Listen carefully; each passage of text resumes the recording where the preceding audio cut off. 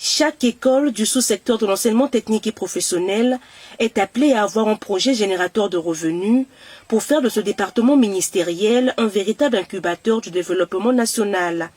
Partout où il est passé, depuis le début de la rentrée scolaire 2021-2022, le ministre de l'enseignement technique et professionnel, Justin Thierry Maguessa Ebomé, insiste sur la nécessité de la mise en œuvre de cet ambitieux projet.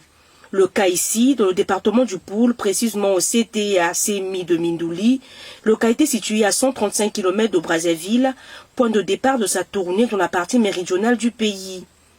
Après le Poul, la Bouenza. Cet ambitieux projet appelle que soient liés de facto les enseignements théoriques à la pratique.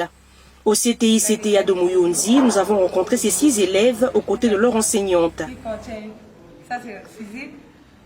Ici, on a une boîte de dérivation. Si cette école, qui compte plus d'une centaine d'élèves, dispose du matériel et est électrifiée, ce n'est pas le cas au CMI-CTI de l'UTT qui, en plus, occupe, voici 12 ans, des bâtiments d'emprunt, comme le signifie Jean-Georges Picard, directeur des études.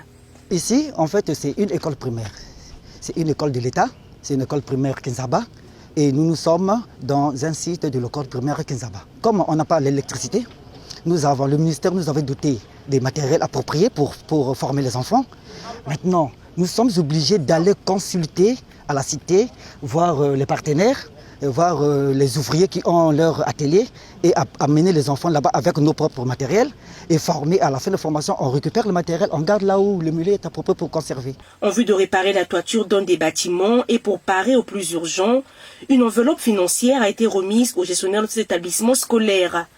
Au CTF de Madingou, la filière menuiserie pourtant ouverte ne compte pas d'apprenants et le matériel apprêté pour la pratique est bien disponible et profite en partie à un particulier.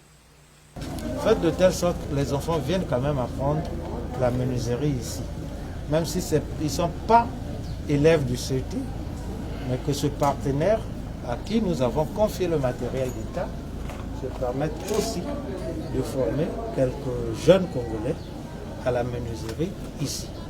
Justin Thierry Maguessa Ebomé est aussi passé à Kayi pour encourager les élèves de son sous-secteur.